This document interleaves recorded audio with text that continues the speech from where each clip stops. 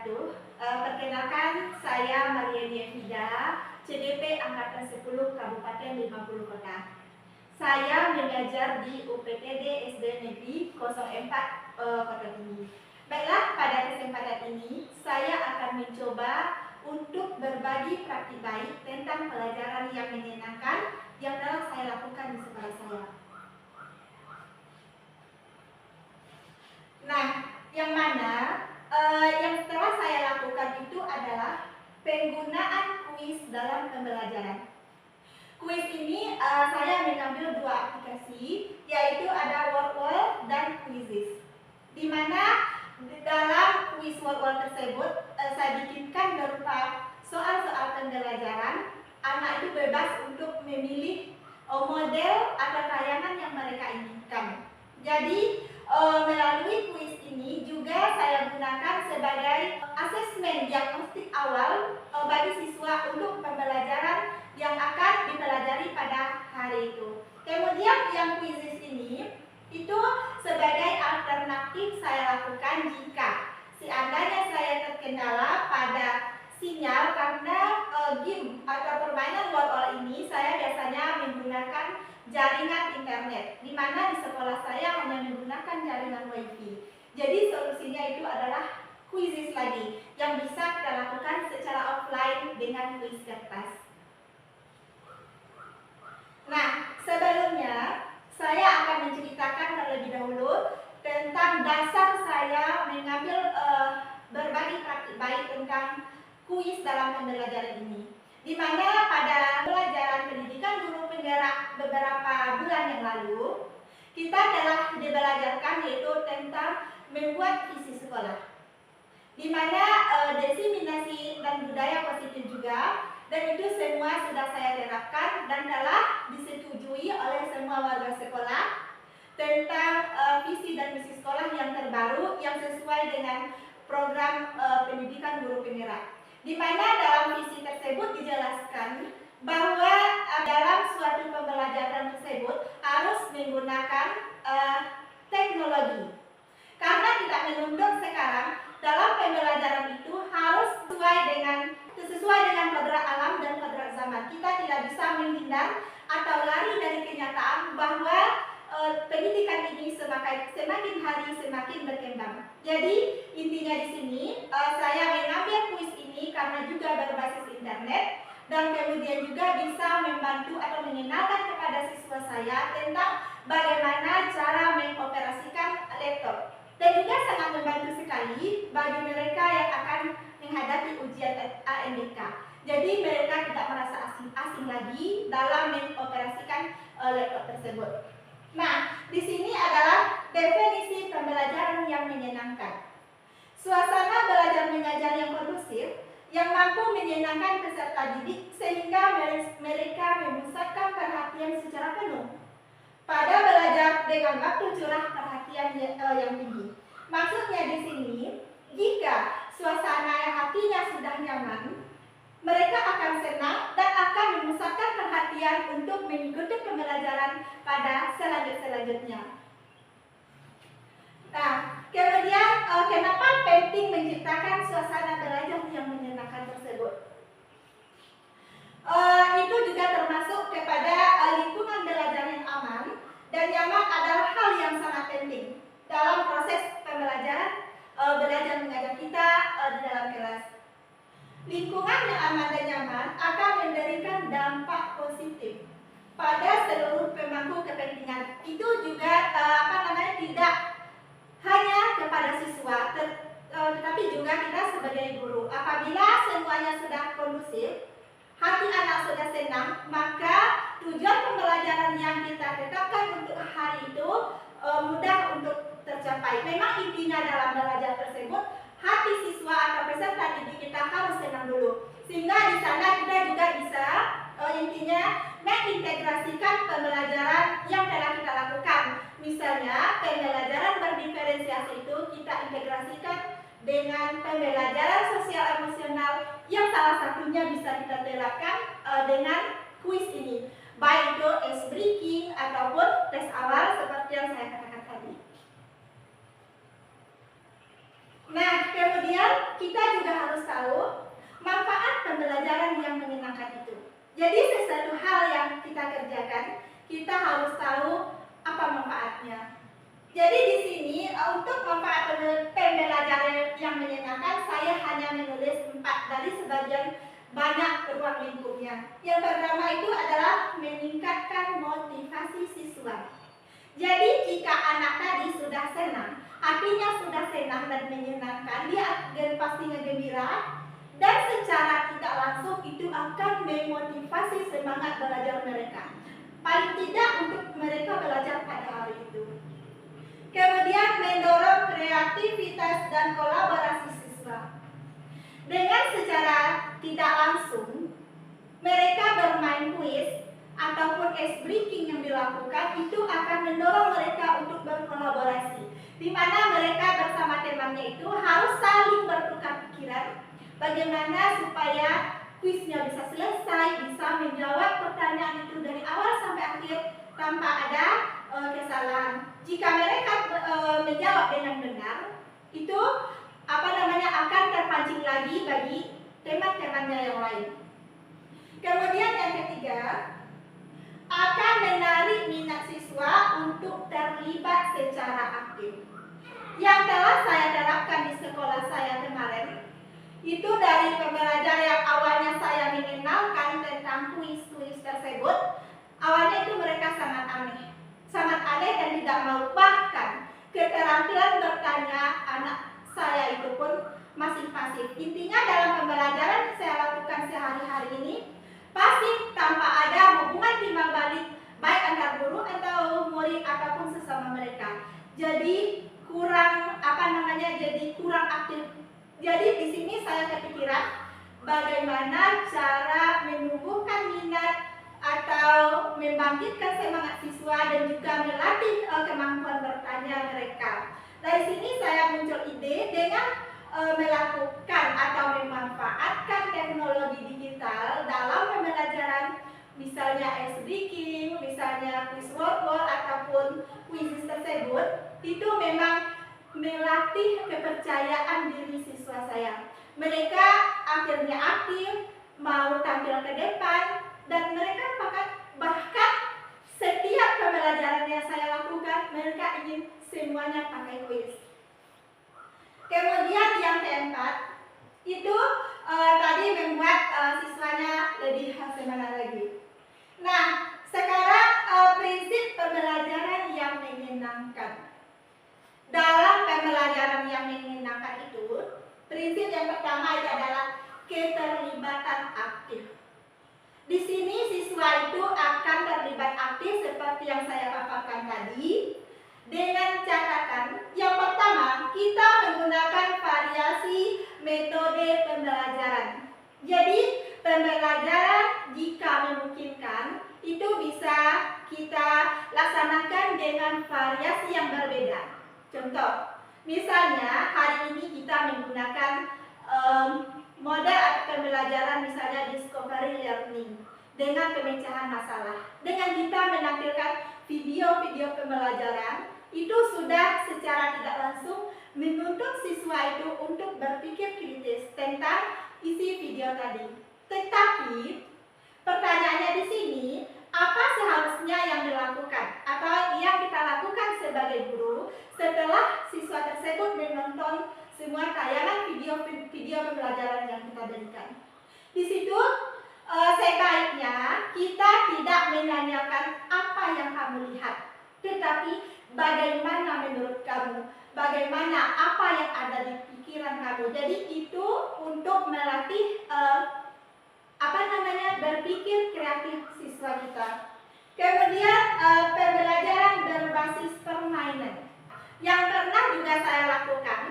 Jika siswa saya sudah kelihatan bosan, sudah kelihatan capek dan mereka tidak lagi konsentrasi dalam belajar, biasanya saya mengajak mereka bermain. Tanpa disadarinya, permainan yang dilakukan itu adalah inti dari pembelajaran tersebut.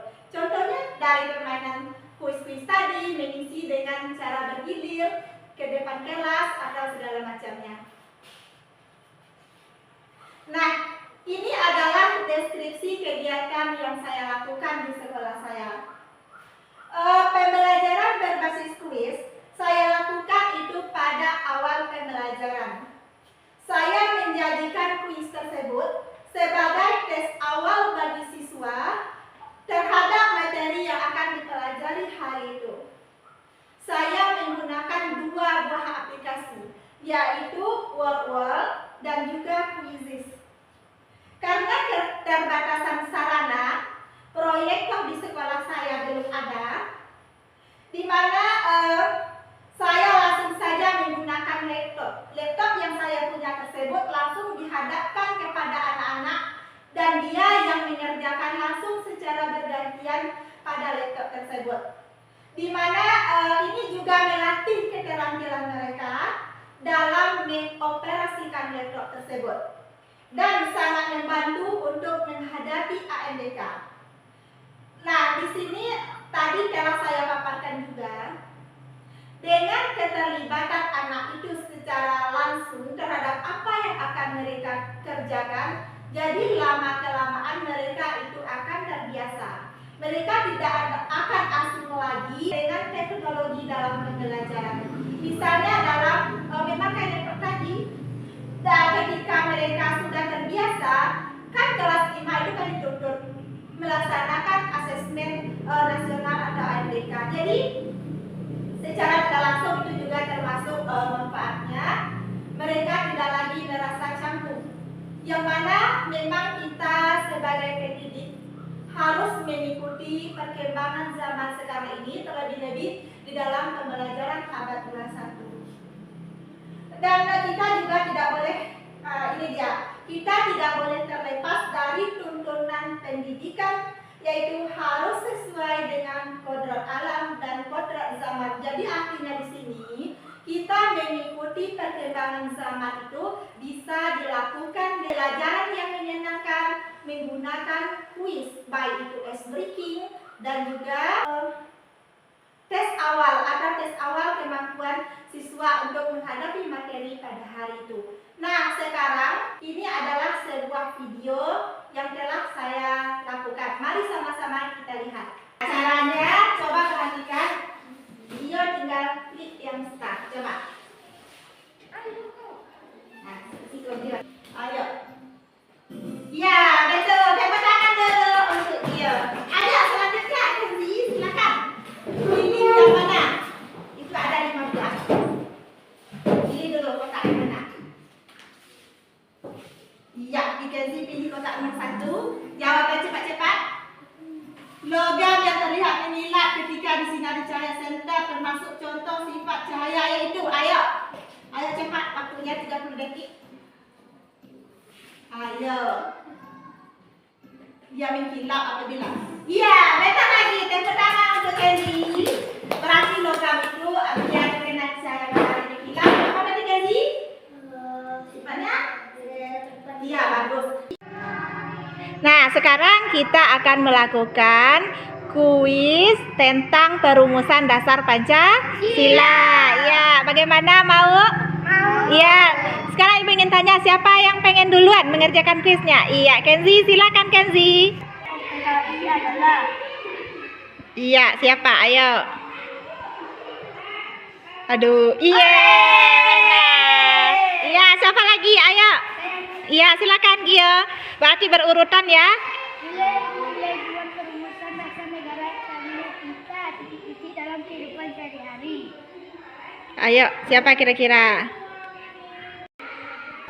Iya, benar lagi. Ayo, siapa lagi? Ya, Fani silakan.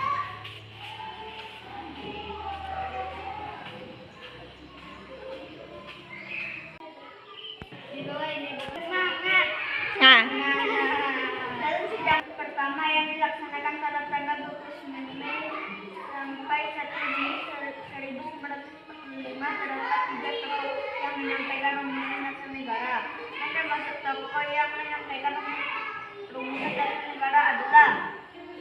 ayo siapa?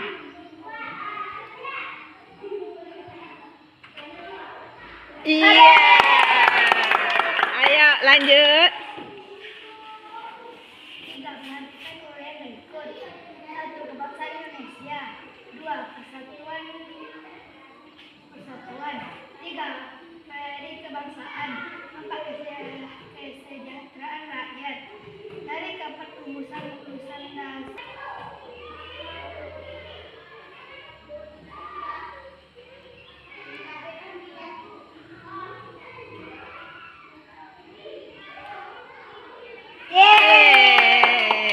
Nah, sekarang Ibu ingin minta umpan balik kepada Ananda semuanya. Bagaimana perasaan Ananda tentang pelajaran yang kita lakukan yang berbasis kuis? Seperti kemarin kan ada word, ada apa lagi? Ada kuisis. Jadi bagaimana perasaan Ananda dalam pelajaran jika kita awali dengan pelaksanaan kuisnya? Ayo, siapa duluan yang mau menjawab? Ya, Gio silakan. Bagaimana Gio? Senang. Terus apa lagi yang dirasakan? Senang, bahagia. Kenapa Gio itu merasa senang? Intinya di bagian mananya yang dilakukan itu sehingga Gio merasa senang? Di bagian pelajaran tentang kuis. Lanjut, siapa lagi yang mau menjawab? Ayo, Kenzi. Ya, bagaimana perasaan Kenzi tentang pembelajaran yang berbasis kuis ini, Kenzi? Senang, Bu. Senang juga. Kenapa senang? Karena kuis itu menyenangkan. Ya, karena kuis itu menyenangkan, seru ya. Ya, Bu. Iya. Dan juga dengan kuis, Kenzi lebih sudah terbiasa dalam memakai apa? Iya, dalam memakai laptop. Mudah-mudahan lancar ya di ANBK-nya nanti. Selanjutnya, ayo Fani, bagaimana Fani? Menurut Fani? Senang juga. Kenapa senang? Karena bisa menjawab kuis-kuisnya. Terus apa lagi?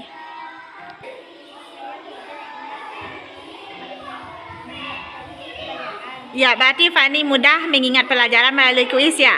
Iya, terus apa lagi Fani kira-kira?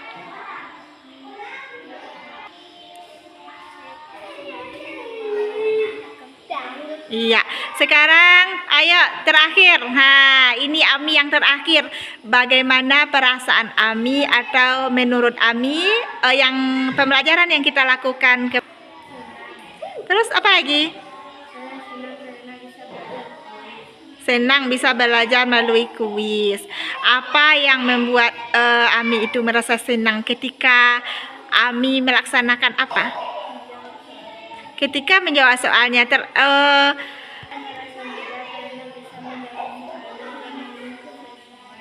iya, merasa mudah, lebih sering menjawab benar ya. Iya, jadi untuk pembelajaran kita ke depannya, bagaimana kuisnya mau tetap dilaksanakan atau bagaimana atau kapan? Lah, jadi untuk ke depannya, bagaimana menurut Ananda semuanya tentang pembelajaran kita, misalnya ice breaking menggunakan kuis, tes awal juga menggunakan kuis, bagaimana penerapan kita untuk ke depannya menurut Ananda? Bagaimana baiknya? Dilanjutkan. Terus apa lagi? Kalau menurut Kenzi, menurut yang lain? Iya, diteruskan. Jadi di dalam segala sesuatu yang kita kerjakan itu pasti ada tantangan. Tapi dengan demikian, selain tantangan tentu juga pasti ada solusi. Di sini saya akan menjelaskan tentang tantangan dan solusi yang telah saya laksanakan tersebut. Di mana tantangan yang saya hadapi adalah terkendala dengan sinyal karena di sekolah saya hanya memakai wifi. Wifi tergantung dengan cuaca, terkadang kalau cuacanya buruk, sinyal juga buruk. Jadi solusinya saya menggunakan kuis berbasis kertas. Nah, kuis berbasis kertas ini saya pelajari dari PP saya di pendamping pengajar praktik.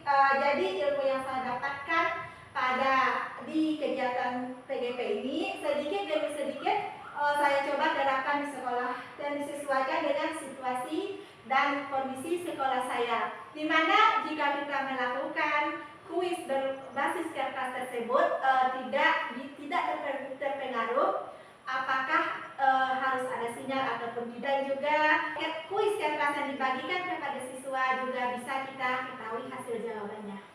Nah, jadi kesimpulannya dari pengalaman yang telah saya lakukan di sekolah, banyak yang bisa kita lakukan dalam melaksanakan pembelajaran yang menyenangkan. Salah satunya dengan pembelajaran berbasis kuis tadi. Apakah itu mau speaking, itu tes awal sebelum memulai kegiatan pembelajaran kita.